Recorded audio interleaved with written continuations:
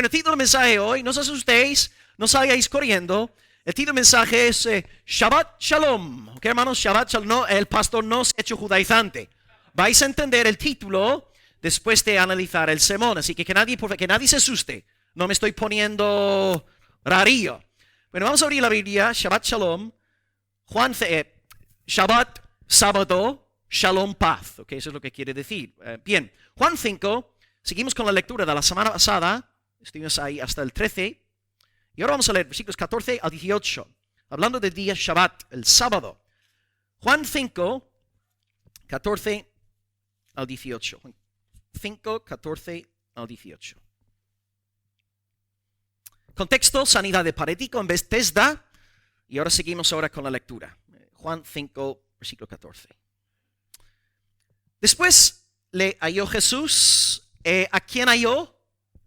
Al paralítico. Bueno, ya era sano, ¿verdad? Sano. Jesús entonces le halló en el templo y le dijo: mira, has sido sanado. No peques más, para que no te venga alguna cosa peor. El hombre se fue, dio aviso a los judíos que Jesús era el que lo había sanado, y por esta causa los judíos perseguían a Jesús. Y procuraban también matarle, porque hacía estas cosas en el día del Shabbat, el día de reposo.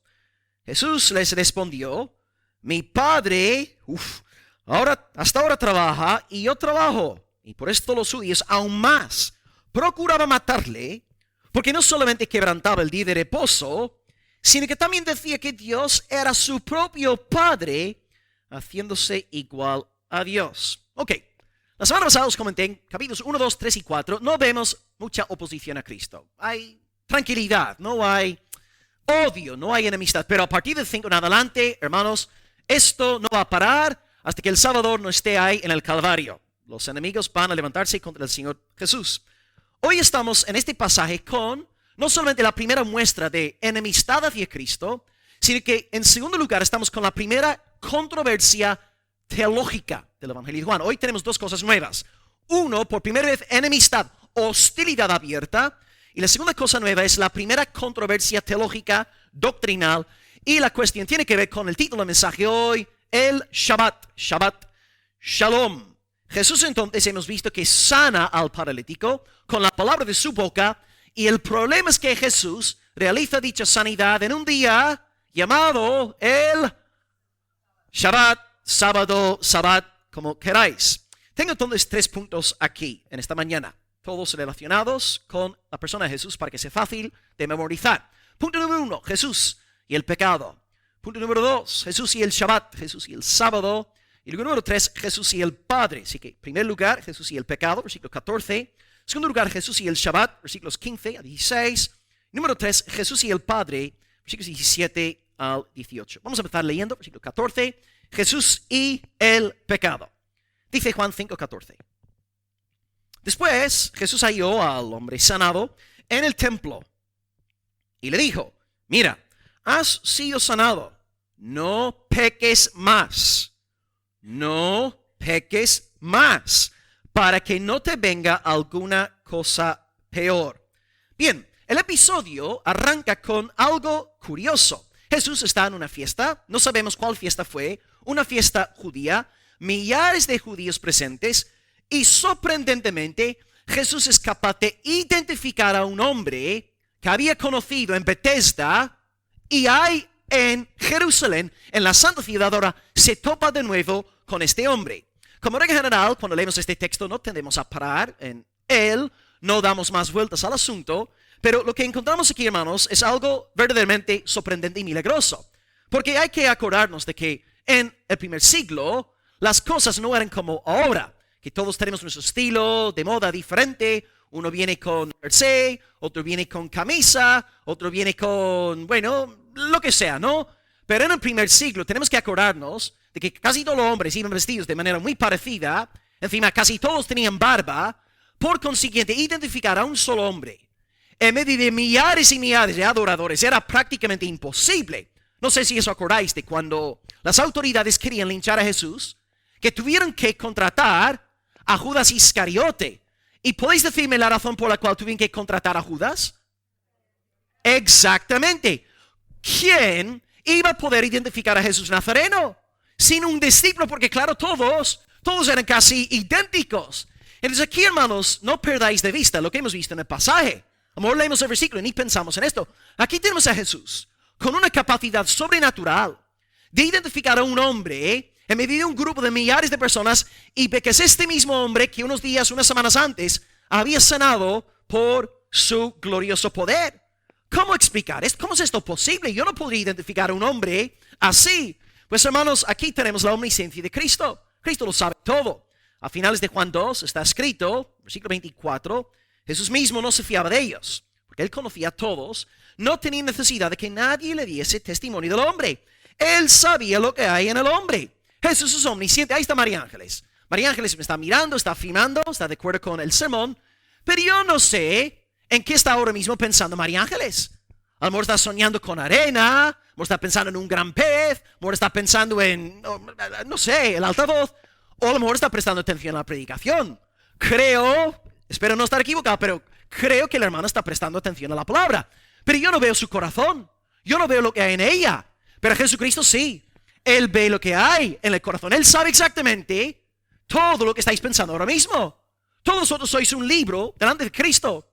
Estáis desnudos delante de Él. Yo no veo vuestros corazones. Podéis engañarme, pero Cristo ve el corazón. También en Juan 1, 47, Jesús se topa con un hombre llamado Natanael. Le dice, he aquí un verdadero israelita en quien no hay engaño. ¿Alguna vez te has parado a pensar, cómo podía Jesús saber que en Natanael no hubo engaño? Porque Él es omnisciente. Y luego en Samaria, lo que estuvimos estudiando durante varias semanas, se topa con una mujer samaritana a quien nunca ha conocido y le dice lo siguiente: 5 maridos has tenido y el hombre con el cual tú estás ahora no es tu marido. ¿Cómo puede Jesús toparse con una mujer por primera vez y saber que está en fornicación?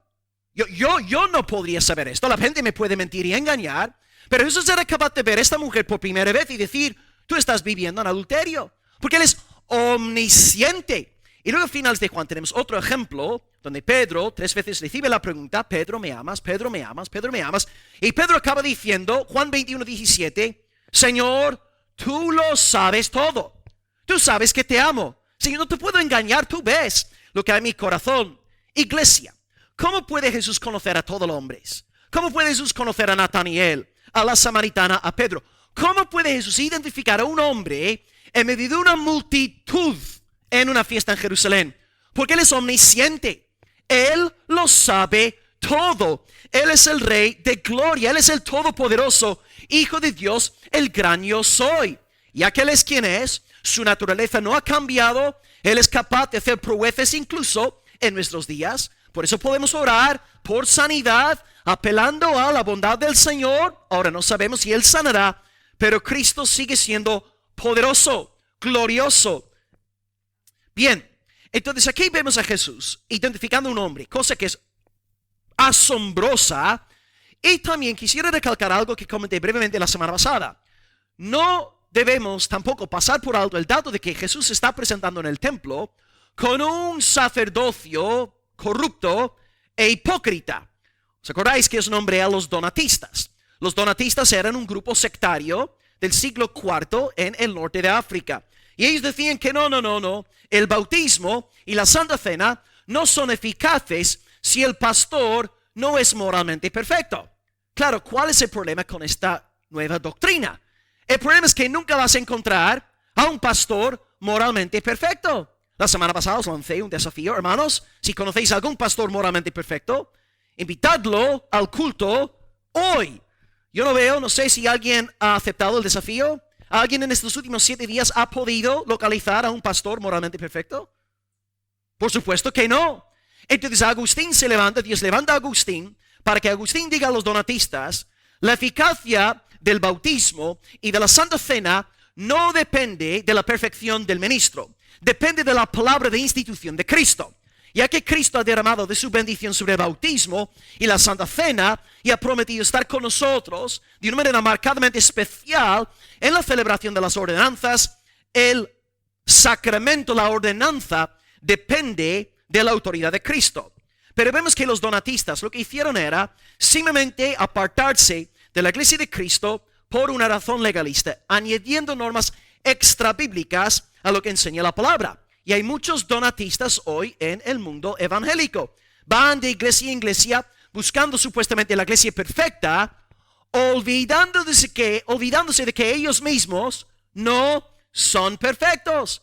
¿Y os acordáis también de esta cita de John MacArthur que os comenté la semana pasada? Hermano, si alguna vez encuentras una iglesia perfecta, por favor, no te congregues ahí. No asistas a esa iglesia, no te hagas miembro de ahí.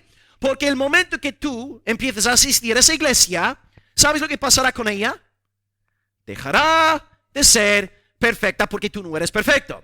Entonces hay donatistas en el mundo evangélico también diciendo, no voy a la iglesia porque los hermanos son unos hipócritas, no sé qué, no sé cuánto, inventan excusas para no congregarse. Hay mucha gente así. Yo he tenido aquí gente en la iglesia, incluso mis primeros días aquí como pastor, gente venía que no conocía. Bueno, aquí no tenéis grupo de jóvenes, esta iglesia no sirve para nada. Si vas a la iglesia buscando un grupo de jóvenes, no tienes el corazón santificado. Tú vas a la iglesia para alabar a Dios, para recibir la palabra del Señor. No estás ahí buscando otras cosas que sí pueden estar o no pueden estar en una iglesia, pero no son de la esencia de una congregación cristiana. No debemos, hermanos, venir a la iglesia con una actitud de, aquí estoy en un supermercado y quiero ahora escoger y aquí mando yo, aquí pongo yo las normas. No es así. No seamos parásitos. No nos acerquemos a la iglesia esperando que la iglesia nos sirva a nosotros. Nosotros tenemos que servir a la iglesia. Tú vienes a una iglesia por primera vez, ves que no hay un grupo de jóvenes y tú tienes una gran carga por los jóvenes, pues echa raíces en aquella iglesia. Saca tu membresía, da un buen testimonio, sé un creyente ejemplar y en el día de mañana, ya que tú tienes la carga, Dios te podrá colocar como líder del grupo de jóvenes. Y en vez de quejarte, en vez de maldecir, en vez de hablar mal de los hermanos, pues tú da un buen ejemplo, sirve a la iglesia, sé paciente y luego podrás ser, si Dios te está llevando a hacer eso, servir a los jóvenes para la gloria de Dios. Así hacemos las cosas cuando hay llenura del Espíritu Santo en nuestro corazón. Hay una mentalidad de servicio. No debemos pues convertir nuestros dones en piedras. Si yo tengo el don de maestro, ¿no? Ay, la iglesia, los hermanos aquí no leen tantos libros como yo entre semana, no valen para nada. He convertido mi don en una piedra. Y hay hermanos así también, yo tengo pasión por los jóvenes. Y si hay gente en la iglesia que no está apasionada por los jóvenes, son unos hijos del diablo, son tibios, no están llenos del Espíritu Santo, convertimos nuestro don en una piedra. Ahí está mi hermano Pablo, ¿verdad? Salimos a evangelizar un poco el domingo pasado. A mí me encanta ver a Pablo en acción. ¿Y qué pasa? Llega el hermano con ganas de evangelizar, compartir la palabra del Señor. Y sin que nadie le diga nada, y está Pablo repartiendo sus folletos, pero no ves al hermanito cuando estás fuera con él criticando a la iglesia porque, el hermano Ramón no tiene el don de evangelización, Nico no sale a evangelizar. No está todo el rato criticando a los hermanos por no tener su don. Está feliz porque tiene una carga de Dios y obedece a Dios según el llamamiento que ha recibido. Entonces, querida iglesia, seamos maduros. Si tenemos dones de parte del Señor y todos tenemos dones diferentes, no convirtamos nuestros dones en piedras. Ya que soy maestro, si los hermanos no son maestros, pues yo soy mejor que ellos y los voy a criticar. No seamos donatistas. Demos gracias a Dios por los diferentes dones que hay en nuestra iglesia local.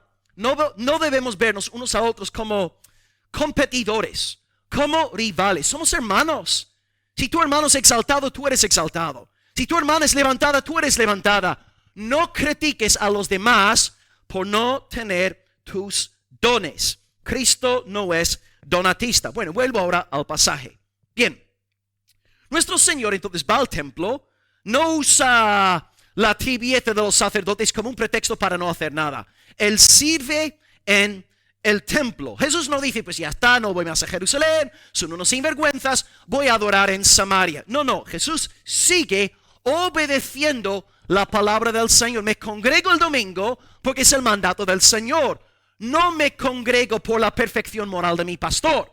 No me congrego por la perfección moral de los feligreses. Me congrego porque es un mandato divino. Yo amo al Señor y si amo a Dios, obedezco a Dios. Hoy pues estamos aquí en obediencia al mandamiento de Dios.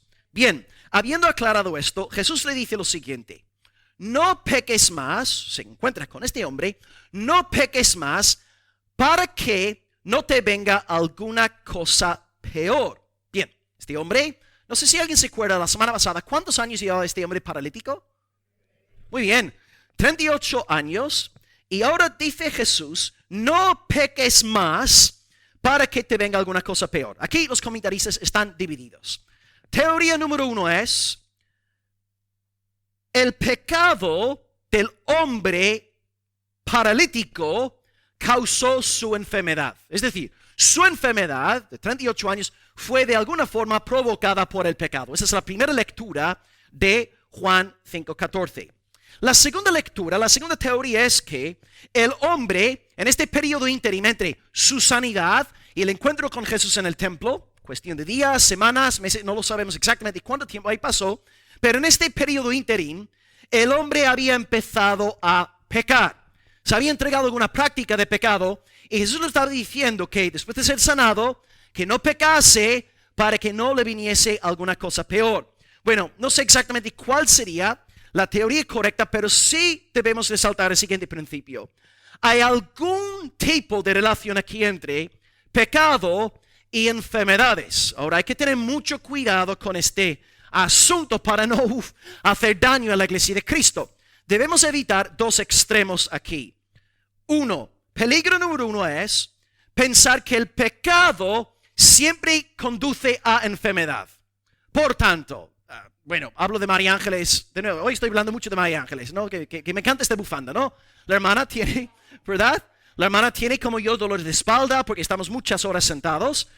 Claro, lo que yo no debo decir es, bueno, tiene dolores de espalda porque es una pecadora. O por ejemplo, pensado en invierno, ¿no? Estamos ahora saliendo de invierno, entrando en primavera, oh no, con las alergias, oh no, primavera de nuevo es un infierno, ¿no? Para los que tenemos alergia, ¿no? Pero ¿qué pasa? En invierno, la gente se constipa, gripe, lo que sea, ¿no? Pero ¿qué pasa? La gente peca más en invierno. Hay también causas naturales. La gente puede enfermarse por razones, bueno, comunes y corrientes, no necesariamente por pecado. Por ejemplo, si tú sales de tu casa en Irlanda, pleno diciembre, en camiseta, tú, aunque seas el santo más ejemplar del mundo, al día siguiente vas a estar resfriado. Ahora en Almería sí puedes salir con camiseta en diciembre, en Irlanda no. Entonces no debemos decir que las enfermedades siempre son causadas por el pecado. Hay personas aquí, a lo mejor enfermas entre nosotros. Trini, mira, Trini está a punto de morir. Trini ya se nos está yendo. Vamos a convocar el funeral en Priego de Córdoba. Trini se está yendo. Pero no estoy diciendo que sea por causa del pecado. ¿Entendéis? Os doy una cita bíblica aquí. Juan 9, versículo 2 dice, hablando de un ciego, ¿quién pecó? Jesús, este o sus padres, para que haya nacido ciego? Y Jesús responde diciendo, no es que pecó este, ni sus padres, sino para que las obras de Dios se manifestasen en él. O sea, Jesús aquí dice claramente que su ceguera no es producto de su pecado. Así que debemos tener cuidado con esto. Pero el segundo extremo es, y este es el extremo de nuestra iglesia contemporánea, es negar cualquier tipo de vínculo entre el pecado y la enfermedad. Porque según la palabra de Dios es perfectamente posible que Dios envíe aflicción a nuestras vidas por causa de nuestra desobediencia. O de nuevo, digo esto después del matiz anterior. No debemos sacar la conclusión de que un hermano enfermo está en pecado. Pero sí es cierto que Dios puede enviar enfermedad por nuestro pecado. Un ejemplo sería 1 Corintios 11, en el contexto de la Santa Cena. En la Santa Cena, dice Pablo, versículo 30, por abusos de la Santa Cena, por lo cual hay muchos enfermos y debilitados entre vosotros. Es decir, por abusar de la Santa Cena, hay enfermos entre vosotros, hay debilitados entre vosotros y muchos duermen. Dormir aquí es un eufemismo, y es un eufemismo para, exactamente, Pablo nos está diciendo, por ciertas personas haber abusado de la cena del Señor, recibieron azotes y castigos de parte de Dios, y entre estos azotes están enfermedades e incluso la muerte. Ananías y Zafira, Hechos capítulo 5, Dios les quitó la vida por ser unos hipócritas, ¿no? Dios entonces sí puede castigar a su pueblo. tenemos que entonces tener cuidado. La Santa Cena, en el contexto de Corintios, había gente que estaba dividiendo la iglesia en facciones, intentando llevar la iglesia hacia su terreno, convertir la iglesia en su imagen, semejanza, creando enemistad, hablando mal de los hermanos. El martes hablando mal, ¿no?, de Ana, el miércoles hablando mal de Pilar, el jueves hablando mal de Paco, y luego el domingo se presentaban a la iglesia y tomaban la Santa Cena diciendo, oh, qué hermoso estar en unión con el pueblo de Dios. Y esos hipócritas, dice Pablo, recibieron un castigo de parte del Señor. Debemos tener mucho cuidado, hermanos, a la hora de participar de la cena de Dios. Si tú estás en un pecado, en un estado de impenitencia, no participes de la mesa del Señor. Ahora, la Santa Cena es para pecadores, pero es para pecadores arrepentidos, para pecadores que se sienten mal por lo que están haciendo. Pero si tú estás participando del pan y del vino, sabiendo que estás en un estado de impenitencia, estás comiendo y bebiendo juicio para tu vida. Cuidado pues con participar ligeramente de la cena del Señor. Es para pecadores, pero para pecadores arrepentidos. Y Pablo explica lo siguiente en el versículo 32, 1 Corintios 11, somos castigados por el Señor para que no seamos condenados con el mundo. Es decir, Dios nos disciplina por amor. Dios lo hace. La vara de Dios es una vara amorosa. Hubo aquí en septiembre una dama a quien nunca había conocido y nunca he vuelto a verla por aquí. Yo prediqué un sermón y después de predicar en septiembre vino corriendo hacia mí para hablar conmigo después de culto. Y me mira a los ojos y dice, pastor, yo no creo que Dios castigue a sus hijos. Así tal cual, con una convicción, con una fuerza, una mujer ya cincuentañera. Me dice así, Dios no castiga a sus hijos. Yo estoy pensando, ok, ella me está diciendo, Dios no castiga a sus hijos, no me conoce de nada, pero tiene que decirme eso. Y luego leo 1 Corintios 11:32, Espíritu Santo, inspirando a Pablo, dice, somos castigados por el Señor. Bien, una mujer cincuentañera, rubia, me dice a mí que Dios no castiga a sus hijos. Pablo, lleno del Espíritu Santo, dice que Dios castiga a sus hijos. ¿A quién voy a creer? ¿A quién voy a hacer caso, queridos hermanos? No, hay que tener cuidado. Hay de todo en las iglesias, hermanos. Hay de todo. Y si hacemos caso, a cada voz nos volvemos locos. Dios sí puede disciplinar a sus hijos. Puede haber una relación entre enfermedad y pecado. No estoy diciendo que siempre sea así, pero sí es posible. Y os pongo otro texto. Os puse 1 Corintios 11:30. Texto número 2, Santiago 5, versículos 14 y 15. La semana pasada leímos el 14. Dice Santiago, el hermano del Señor, ¿está alguno enfermo entre vosotros? Llame a los ancianos de la iglesia, oren por él, ungiéndole con aceite en el nombre del Señor. La oración de fe salvará al enfermo y el Señor lo levantará. Y si hubiere cometido pecados, cláusula condicional, si hubiere cometido pecados, les serán perdonados. Confesaos vuestras ofensas unos a otros, orad unos por otros para que seáis sanados. ¿Qué está diciendo Santiago? Os está diciendo en un párrafo lo que yo acabo de estar diciendo durante 5 minutos. Puede haber una conexión entre nuestras enfermedades corporales y nuestro pecado. De ahí la palabra sí. Santiago nos está diciendo, todos los enfermos están como están por su pecado. Pero está diciendo que es posible que haya personas enfermas por culpa de su pecado. Así que debemos examinarnos a nosotros mismos y de nuevo tener cuidado con ciertos extremos en la iglesia evangélica contemporánea.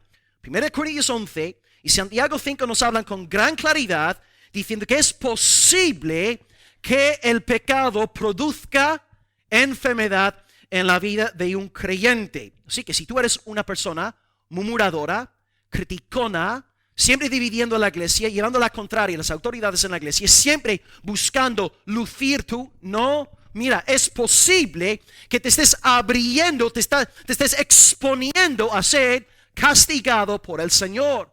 Andemos de puntillas delante de Dios. Andemos en corandeo delante de Dios. De nuevo, me repito para que esto quede bien claro. El pecado no es siempre la causa de una enfermedad, pero sí puede serlo. ¿Me habéis entendido? Sí, eso es importante. De nuevo, El pecado no es siempre la causa de una enfermedad en el Hijo de Dios, pero sí puede serlo. Ahí tenemos que examinarnos unos a otros. Bien, Jesús dice, no vuelvas a pecar para que no te suceda algo peor. Aquí es la lógica de Santiago, 1 Corintios. Está diciendo, si tú persistes en este pecado, tú sabes que estás haciendo lo malo, estás endurecido, si tú persistes, algo peor vendrá a tu vida. Jesús entonces establece aquí una conexión entre el pecado, la impenitencia de este varón y el juicio del Señor. Así que no solamente Pablo, no solamente Santiago el que establece una conexión entre pecado y juicio, sino que el Salvador en nuestro texto dice claramente que el pecado sí puede conducir a una enfermedad.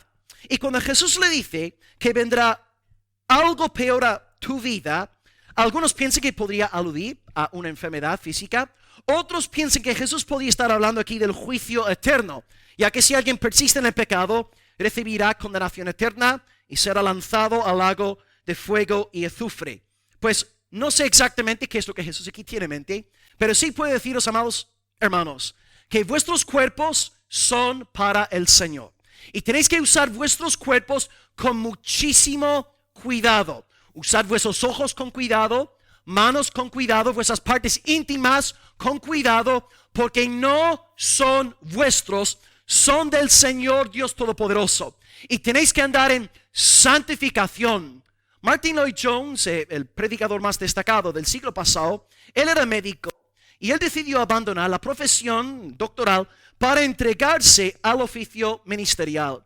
Y él dijo que la razón por la cual he querido abandonar mi carrera en la esfera médica es porque al trabajar como doctor, yo fui usado para sanar a gente. La gente se puso bien, pero después de ser sanada la gente, volvió a pecar, volvió a sus patrones antiguos. Y la gente, una vez recobrada la salud, volvió a entregarse al pecado. Y me decía a mí mismo, quiero hacer algo para las almas de las personas.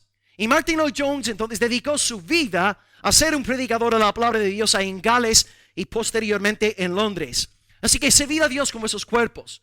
No pequéis con el cuerpo es del Señor. Y si entregáis vuestros pecados consciente y deliberadamente al pecado, os estáis exponiendo al juicio del Señor.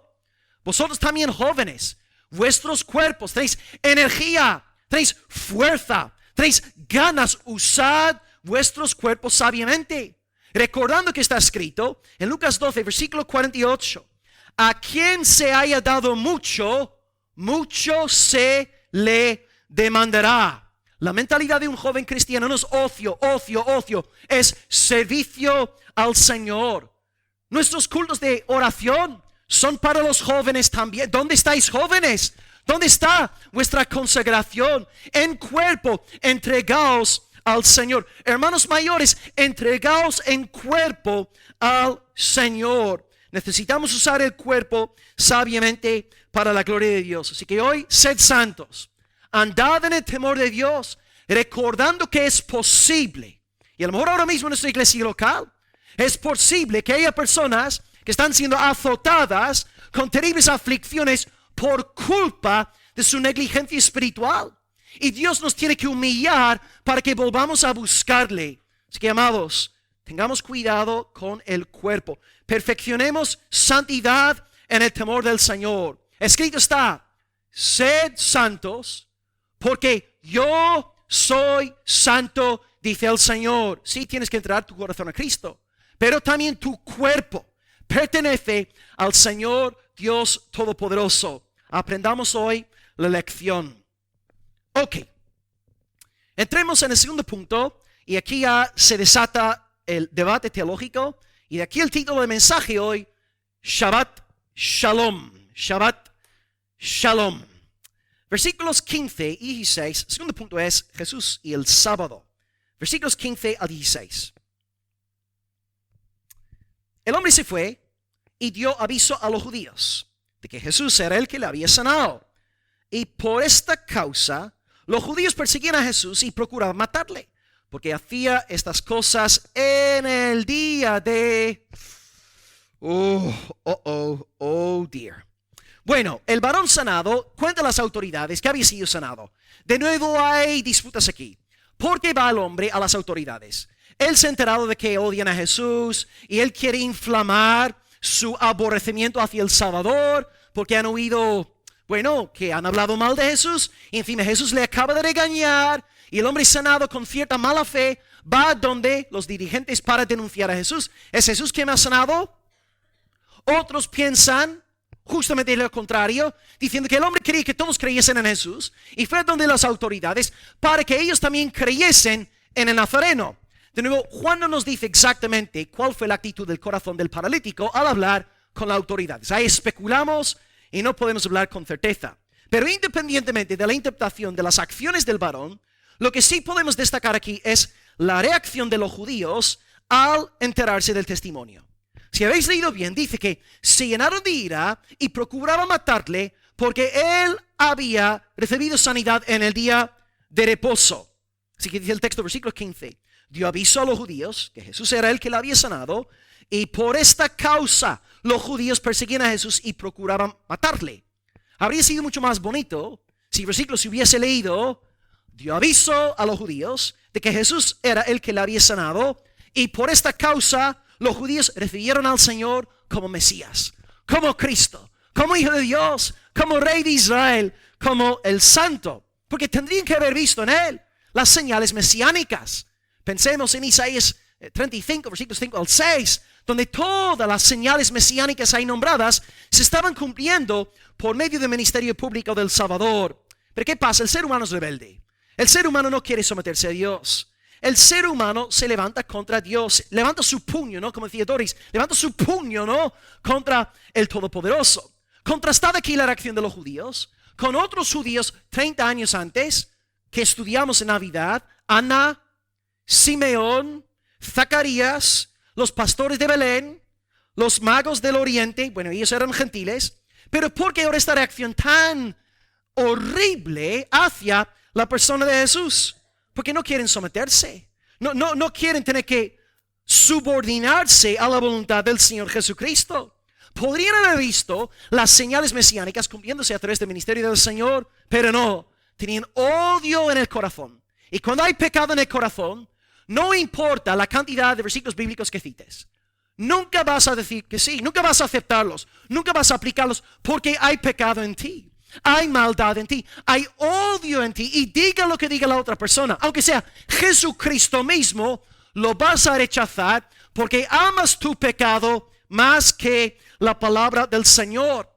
Estos judíos, estos dirigentes, no estaban interesados en Cristo. Ellos querían lucir, querían resplandecer, amaban las primeras sillas en las sinagogas, querían ser llamados rabí, maestro, como Herodes. No querían que naciese otro rey, no querían que nadie usurpara su trono. Y como no soportaban que Jesús Nazareno brillara más que ellos, hicieron como Caín, que no soportó que su hermano resplandeciese más que él. Caín mató a su hermano y estos religiosos egocéntricos querían matar al Señor Jesucristo. Cuidado con esto, incluso esto puede pasar en las iglesias. Gente con ansias de poder, ansias del primer puesto, gente que viene a la iglesia buscando plataforma y de ahí nacen envidias y pleitos y facciones y empezamos a dividir la iglesia en secciones diferentes unos contra otros por ganas de mandar, por ganas de llevar los pantalones.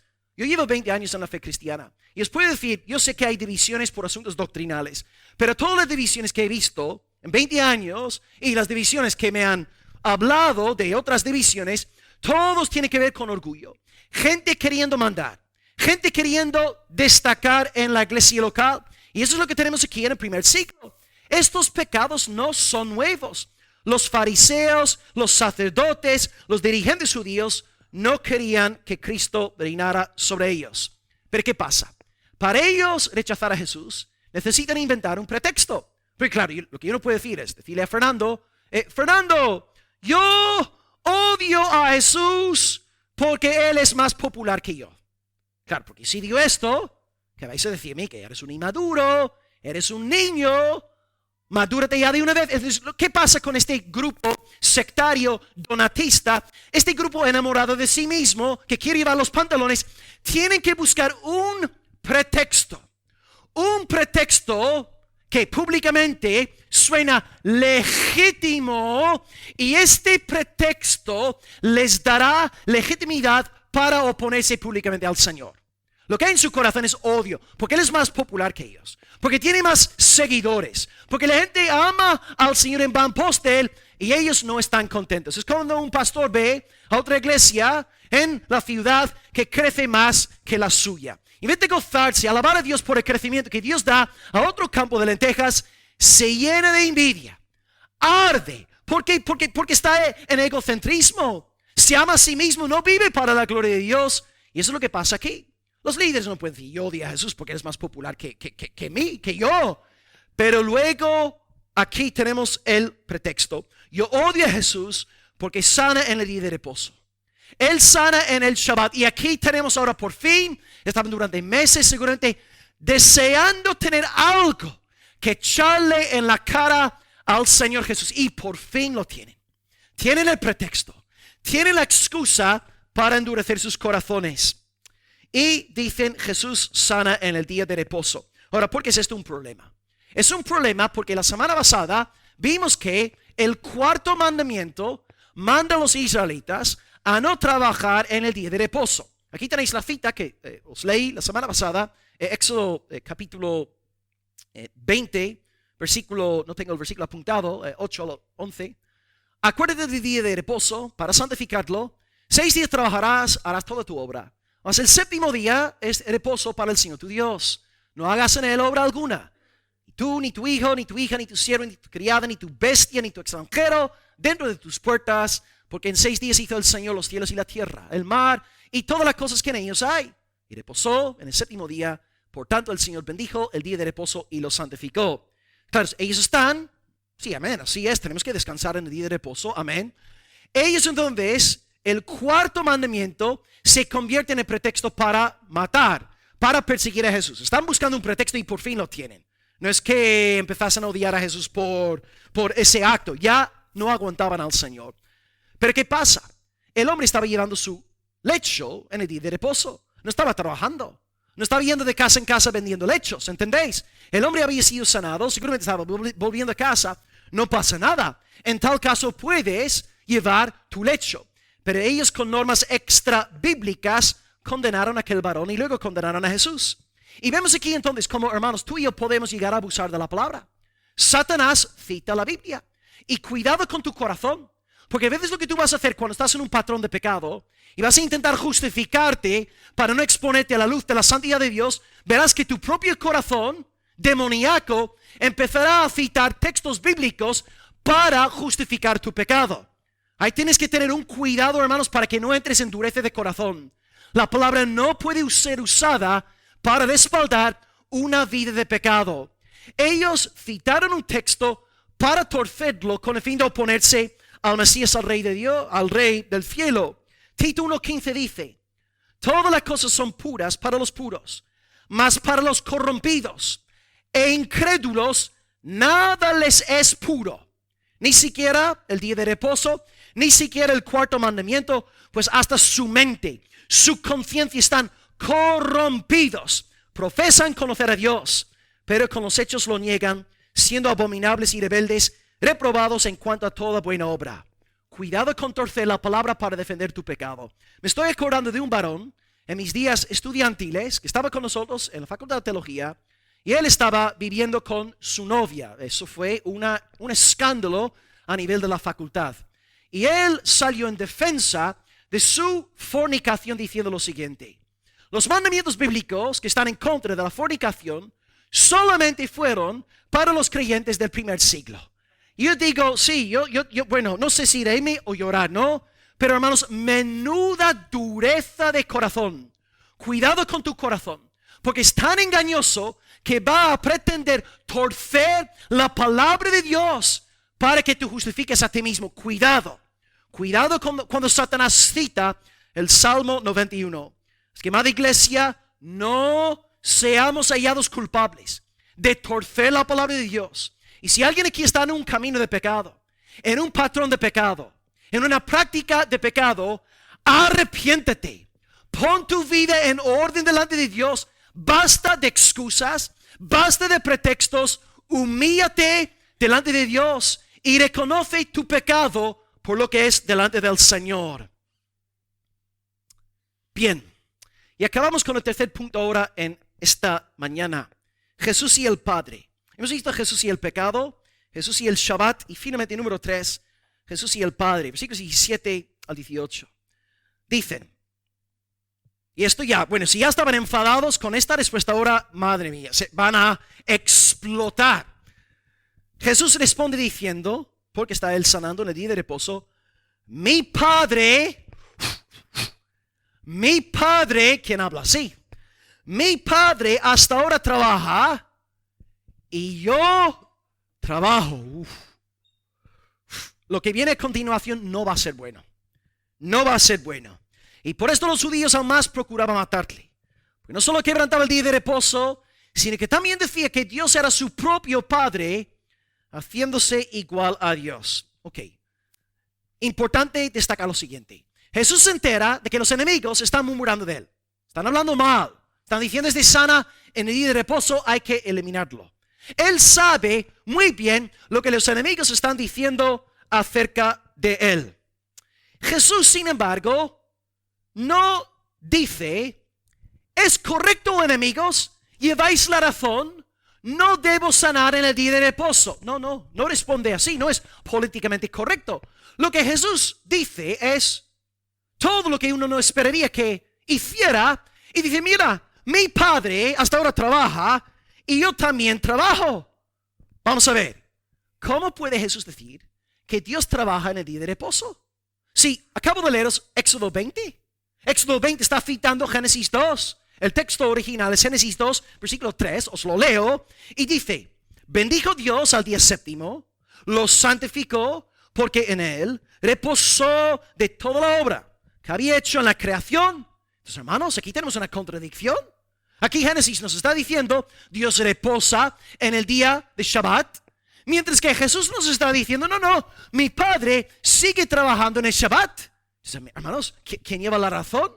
¿La Biblia o Jesucristo? ¿Cómo podemos resolver esta tensión entre lo que a primera vista es una contradicción? O tenemos a Jesús contra la Biblia o la Biblia contra Jesús. Pues, ¿cómo explicar esto? Bueno, vamos a ver. Jesús sí hace lo correcto al decir que el Padre trabaja en el Shabbat. Porque en Génesis 2, la referencia en los 10 mandamientos tiene que ver con la creación. Dios descansa de sus obras de creación. Dios deja de crear. En el Shabbat no crea nada más. Pero una pregunta para la iglesia. ¿Dejó Dios de ejercer su providencia en el Shabbat? Hermanos, hoy es día domingo, día del pueblo del Señor, día de la resurrección de Cristo. Dios sigue ejerciendo su providencia, sustentando todas las cosas. Cuando yo llegué aquí hoy a la iglesia, yo vi que el sol había salido. Es decir, Dios sigue ejerciendo su providencia en el día de reposo. Yo he visto pájaros, yo he visto las olas del mar esta mañana bajando por el túnel ese que conecta a Almería, ¿no? Con luego el autovía. Dios sigue trabajando en el sentido de providencia. Pero Génesis 2 y Éxodo 20 están hablando de la obra creadora de Dios. Dios no creó nada en el Shabbat, pero Dios sí sigue ejerciendo su santa providencia. Porque, ¿sabéis algo? Si a lo largo de todos los siglos, desde que Dios fundó la creación, si Dios hubiera dejado de ejercer su providencia en un solo segundo, de un solo Shabbat en la historia, no habría historia, no estaríamos aquí, porque todo ya se habría colapsado. Entonces, desde la fundación del mundo, en el sentido de providencia, que es la providencia que Dios sustenta y gobierna, dos verbos clave, sustenta y gobierna todo lo creado. Dios nunca ha dejado de ejercer su providencia, nunca dejará de ejercer dicha providencia tampoco. Entonces Cristo no está aquí contradiciendo la Biblia. Cristo está diciendo que Dios providencialmente sigue trabajando, sigue enviando lluvia a los justos e injustos, sigue haciendo salir el sol, y por eso también Jesús dice que es lícito hacer obras de misericordia en el reposo. Os cité un texto la semana pasada, Mateo 12, versículo 11. Jesús dice a sus enemigos: ¿qué hombre habrá de vosotros que tenga una oveja, pensando en este niño, ¿no?, en Marruecos, si éste cayere en un hoyo, en día de reposo, no le eche mano y la levante? Tú no tienes que esperar al día lunes para sacar la ovejita del hoyo. Por compasión, por misericordia, vas a sacar, vas a rescatar al pobre animal indefenso. Pero quiero que veáis algo. Jesús no dice: podéis vender carne de oveja en el día de reposo. ¿Veis la diferencia? Somos una iglesia. Muchos de vosotros estáis trabajando y trabajáis y ganáis vuestro sueldo. Es legítimo, amén. Gloria a Dios por vuestros negocios, por vuestros empleos. Hacéis bien en ganar el pan para casa, amén. Pero un día a la semana tienes que dejar de trabajar. Tienes que dejar de hacer tus cosas. Tienes que dejar tus estudios. Tienes que dejar tus compromisos laborales y dedicas este día únicamente al Señor. Es un día de entrega al Señor. Así que si en el día del Señor ves una ovejita ahí en un hoyo, puedes levantarla. ¿Por qué? Porque es una obra de compasión. Tú no vas a ganar nada por hacer esto. Pero lo que no es legítimo en el Shabbat o en el día de reposo es vender. El ejemplo de la semana pasada. Cristo permitió que sus discípulos recogiesen espigas porque tenían hambre. Pero Cristo no les dijo que montasen stands para vender trigo. Entonces, ¿veis la diferencia, hermanos? Una cosa es hacer una obra de misericordia en el día de reposo. Otra cosa es ya trabajar, buscar tu propio provecho. Esta sería la línea de distinción. Ahora la pregunta sería, ¿por qué nosotros los cristianos celebramos el domingo y no el Shabbat? Es cierto que en la comunidad evangélica hay un grupo de neojudaizantes que están exigiendo que las iglesias celebren el séptimo día. Tenemos que celebrar el Shabbat. Y nosotros hoy, lo que dicen de nosotros es que nosotros somos católicos. Nosotros nos hemos dejado influenciar por Roma, por el Vaticano, ya que los evangélicos, hay mucha influencia católica entre nosotros, pues por eso adoramos el día domingo. Vamos a ver que bíblicamente hablando esto es falso. Es una calumnia, es una mentira. Antes que nada, el día de domingo se convierte en nuestro día de reposo porque algo inaudito aconteció en aquel día. Si no sabes decirme qué es, te voy a echar de la iglesia. ¿Qué sucedió en el primer día de la semana? ¡Wow! Cristo resucitó el día del Señor, aleluya. Consiguientemente, a partir de aquel día en adelante, la iglesia se reunió en el día de reposo. Os doy un par de citas bíblicas. Primero, Hechos 20, versículo 7, dice que los discípulos se reunían el primer día de la semana para partir el pan y recibir la palabra de Dios. Hechos 20, versículo 7. Texto 2. 1 Corintios 16, 2. Pablo dice: cada primer día de la semana, no Shabbat, cada primer día de la semana, cada uno de vosotros ponga aparte algo, según haya prosperado, guardándolo para que cuando yo llegue no se recojan entonces ofrendas. Esta foto la saqué en mi despacho. Estos billetes están ahí encima de mi escritorio. Bien, primer día de la semana, la iglesia recoge su ofrenda, porque en el primer día de la semana la iglesia se reúne. Por eso parte el pan el día domingo y por eso recibe la palabra de Dios el día domingo. Es el día de la resurrección. Cristo crucificado el viernes, colocado en la tumba justo antes de llegar el sábado. Cristo está todo el día sábado en la tumba y luego primera hora domingo por la mañana ha resucitado, ya no está muerto. Y también cuando estudiamos la época de la iglesia primitiva, vemos que la iglesia en otras partes del Imperio Romano empezaron a celebrar el día domingo como su día de descanso. Pongo un par de ejemplos aquí también, y estos nombres, los que estuvisteis en la clase esta semana, pues vais enseguida a identificarlos. Primera referencia, un tal Ignacio de Antioquía. Él está escribiendo en el año 107, antes de su martirio, y en su carta a los magnesios, Qué bonito nombre, ¿no? En su carta Los Magnesios, él dice que los cristianos neotestamentarios ya no observan el Shabbat, sino el domingo, porque es el día del Señor. Unas décadas más tarde, Justino Martí, también le nombré el otro día en el estudio, él dio testimonio de que los cristianos se reunían en el día del sol, y aquí tenéis su cita, porque en el día del sol, que es el primero de la creación, Dios empezó a obrar sobre las tinieblas y la materia. Y también porque es el día en que Jesucristo, nuestro Salvador, resucitó de entre los muertos. Es decir, en la Biblia, los cristianos se estaban reuniendo en el día domingo. Y ya en la iglesia primitiva, Ignacio, Justino Mártir, el pueblo cristiano se estaba reuniendo en el día de la resurrección del Señor. Así que si alguien a ti te dice, tú eres un protestante, tú eres un católico sin saberlo, es falso. Es una acusación falsa. Nosotros seguimos el patrón bíblico. Los cristianos se reunieron en el primer día de la semana, día de la creación y día de la nueva creación, día de la recreación, el día de reposo. Jesús, entonces podemos ahora entender lo que dice. Mi Padre ahora trabaja, no está contradiciendo a Génesis, no está atentando contra la autoridad de Éxodo capítulo 20. Mi Padre trabaja y yo trabajo. Y aquí lo que dice Jesús es sumamente ofensivo, porque está diciendo en primer lugar algo fuerte. Yo trabajo en el día de reposo. Esto es fuertísimo para un judío. Y luego agrega, Dios es mi Padre. Hermano, eso es como decirle a Giovanni. Mira, Giovanni, perdóname, hermano, por lo que estoy a punto de decir. No es verdad. Giovanni, hermano, eres feo. Y encima hueles fatal. Hueles a queso podrido. Es como, hermano, ya, vale, con el primer insulto te mira mal, pero el segundo ya te pega un puñetazo, ¿no, hermanos? Eso es lo que está diciendo Jesús aquí. O sea, está, a ver, la expresión siria, está añadiendo leña al fuego en vez del, bueno, Jesús dulce, Jesús Barbie va. No, para nada. Echa más leña al fuego. Sí, es legítimo hacer obras de misericordia y de reposo. Y encima, Dios es mi Padre. Eres feo y hueles fatal. Eso es lo que está diciendo.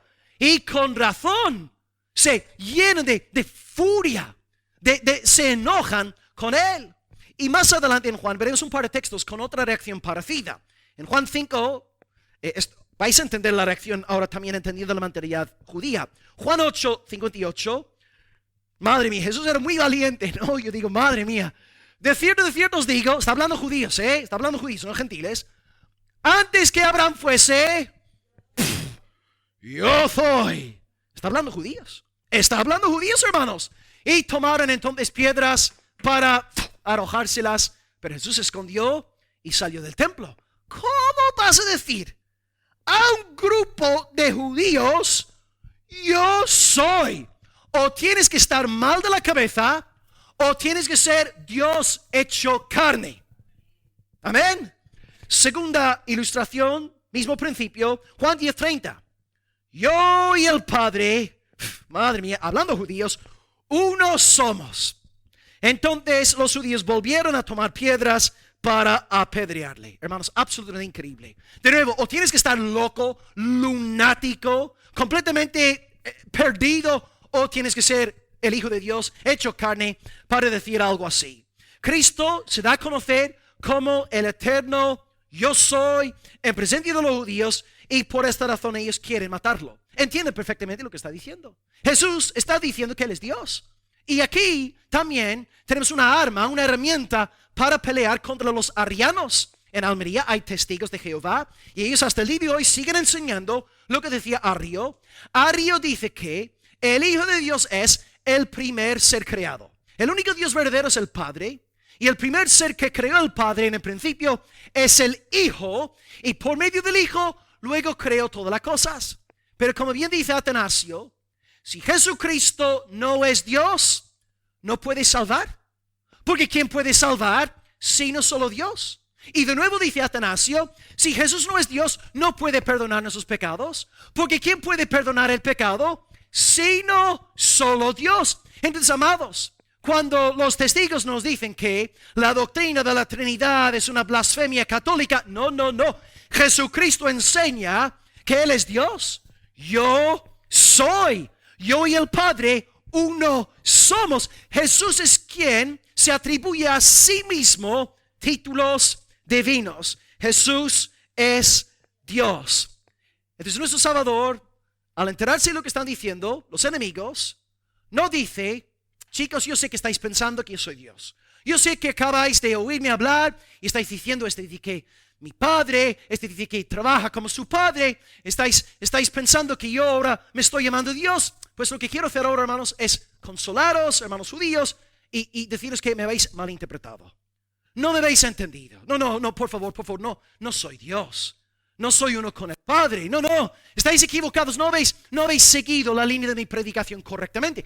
Jesús no corrige esta murmuración de los líderes. Él acepta la murmuración. Él reconoce que lo que están diciendo es así. Yo soy uno con el Padre. Yo soy divino. Yo soy Dios sobre todas las cosas. Y un buen ejemplo también es cuando Jesús sana al hombre paralítico y luego le dice: hijo, te digo que tus pecados te son perdonados. Y luego los dirigentes dicen: ¿quién puede perdonar los pecados sino solo Dios? Claro, exacto. Por eso Jesús dice: tus pecados son perdonados, porque solo Dios puede perdonar el pecado. Jesús, una vez más, atribuyéndose a sí mismo títulos, obras divinas. Jesús entonces no huye de la acusación. No dice: no soy el Hijo de Dios, no soy divino, no soy digno de adoración. No, acepta la murmuración, acepta la crítica como válida, no procura corregirla. En última instancia, queridos hermanos, por esta razón Juan nos escribe su evangelio. Juan escribe el evangelio para que tú y yo creamos en la verdadera naturaleza de Jesucristo. Juan 20, versículos 30 y 31, la declaración de propósito del libro dice: estas cosas que he escrito, las he escrito para que creáis que Jesús es el Cristo, el Hijo de Dios, y para que creyendo tengáis vida en su nombre. Juan hoy nos comparte este episodio porque él quiere que los santos aprendan que Jesucristo es Dios, que Jesucristo es uno con el Padre. Hoy nuestra iglesia, el Espíritu Santo expone este texto para que todos vosotros aquí entendáis que Jesús Nazareno es mucho más que un profeta, mucho más que un simple hombre mortal. Estamos aquí en presencia del Dios Altísimo, el Dios encarnado, la segunda persona de la Trinidad hecha carne. Y por medio de esta predicación, el Cristo que confrontó a los judíos hace 2000 años está aquí presente espiritualmente por medio de la proclamación de su palabra, y Él está en esta reunión exigiendo a cada uno de vosotros ahora mismo a reconocerle como Señor, como Dios, como Rey. Y Él no viene a este culto rogándote, pidiendo: por favor, cree en mí. Él viene demandando fe. Él viene exigiendo arrepentimiento, porque Él es el único soberano, el todopoderoso Cristo. Y pues hoy en esta reunión habrá una de dos reacciones desatándose, y serán las reacciones del primer siglo también. Por un lado, Cristo hoy presentado en la predicación claramente, Cristo está aquí espiritualmente exigiendo que creáis en Él, que sigáis sus pisadas. Pero por un lado, habrá gente que opta por rechazar a Cristo, no quiere seguir a Cristo, y dirán a Cristo: yo no quiero que tú me des órdenes, yo seré el Dios de mi propia vida, me amo a mí mismo, y tú no eres quien para mandarme ni demandarme absolutamente nada. Fuera de mi vida, te maldigo, te crucifico. Esa será la primera reacción. Pero por la gracia de Dios y por el poder del Espíritu Santo, yo sé que habrá hoy también una segunda reacción en este lugar. Cristo viene exigiendo fe y arrepentimiento. Exige que le sigamos en vida y en muerte. Y por la gracia de Dios en este lugar habrá otros aquí entre nosotros diciendo: amén, Señor, yo te seguiré. Yo lamaré el polvo si hiciere falta para seguirte a ti. Señor, quebrántame, humíllame, vacíame de mí mismo con tal de que tú seas glorificado en mi vida. Señor, si tengo que ser crucificado boca abajo para darte la gloria, así sea. Señor, dame lo que quieras, quítame lo que quieras, yo te seguiré. Y si tú reaccionas de esta manera en esta mañana, querido hermano, hermana, no es para gloria tuya, Este amén que hay en ti hacia el mandato de Jesucristo, reconóceme, adórame, sígueme. Este amén que hay en ti es un amén del Espíritu Santo. Este amén es sobrenatural. Este amén es desde arriba. Y si tú en esta mañana ves en tu corazón que estás diciendo amén a Cristo, amén a su reinado, amén a su gloria, oh, tienes que gozarte, porque el Espíritu Santo de Dios ha hecho su morada en ti. Eres templo del Señor, eres nueva criatura para la alabanza de la gloria, de la gracia del único soberano. Bendito sea su nombre por los siglos de los siglos. Amén. Hoy dos reacciones. ¿Cómo reaccionarás hoy? Murmurando contra Cristo, maldiciendo su nombre, blasfemando contra Él, anulando sus preceptos y estatutos, o reaccionarás con contrición de espíritu, pidiéndole perdón por haber vivido todos los días de tu vida como un rebelde, un ingrato delante de Él. Oh, que Dios derrame de su gracia salvadora en esta mañana, que salve, que obre, que resucite a los muertos, y que hoy sea un día de salvación, de victoria para el reino de Dios. Aleluya, amén. Acabo con la recapitulación y así oramos al Señor. Hemos estudiado hoy 3 puntos en esta mañana. Jesús y el pecado. ¿Ves? El bebé también está diciendo amén. Aleluya, la bebé, gloria a Dios. Número 2, Jesús y el sábado. Y número 3, Jesús y el Padre. Jesús y el pecado, Jesús y el sábado, Jesús y el Padre. En cuanto al pecado, hemos observado algo interesante. Hay que tener mucho cuidado a la hora de manejar este asunto pastoralmente, pero sí hay algún tipo de relación entre el pecado y la enfermedad. 2 extremos peligrosos. Decir que la enfermedad siempre es causada por el pecado, eso es un error.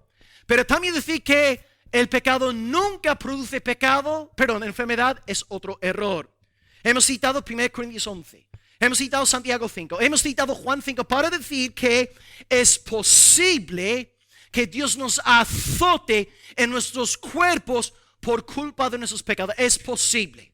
No estamos diciendo que siempre sea así, pero sí es posible bíblicamente hablando. Dios sí puede castigarnos. Sí, lo siento mucho tener que llevarle la contraria a esa mujer rubia que estuvo aquí, pero Dios sí castiga a sus hijos. Tenemos que seguir la Biblia, no ser adeptos de este buenismo evangélico, ¿no?, que hay por todos lados en esos días. Punto número 2, Jesús y el Shabbat. Los judíos se enfadan porque se aman a sí mismos, necesitan un pretexto y por fin lo tienen. El día de reposo. Y usan este pretexto ahora para atentar, para atacar al Señor Jesús. En vez de recibir a Mesías con gozo, querían matarlo porque Él brillaba más que ellos. Cuidado pues con tener envidia cuando tu hermano en la iglesia brilla más que tú. Cuidado con esto. Y finalmente, punto número 3, Jesús y el Padre. Hemos visto que Jesús no apacigua la situación. No dice, chicos, no me habéis entendido. No, Él añade más leña al fuego. Le dice, eres feo y hueles mal. Es lícito trabajar obras de misericordia en el Shabbat. Y, por cierto, Dios es mi Padre. Jesús no intenta apaciguar la situación. Él dice lo que hay, revelando que Él es uno con el Padre. Así que hoy, amados, el Jesús de Juan 5 está entre nosotros, revelándose como Dios. Ha hablado hoy por medio del Espíritu y su palabra con muchísima claridad. Es imposible no entender quién es Jesús según la palabra de Dios. Pero la pregunta es, ¿qué harás con Él? ¿Cómo reaccionarás ante las demandas del Nazareno? ¿Con odio y rechazo? ¿Con fe? ¿Con gratitud? Reaccionemos con fe, con gratitud, para la gloria de Dios. Y el pueblo del Señor dice, amén. Aleluya, Señor. Gloria a tu nombre.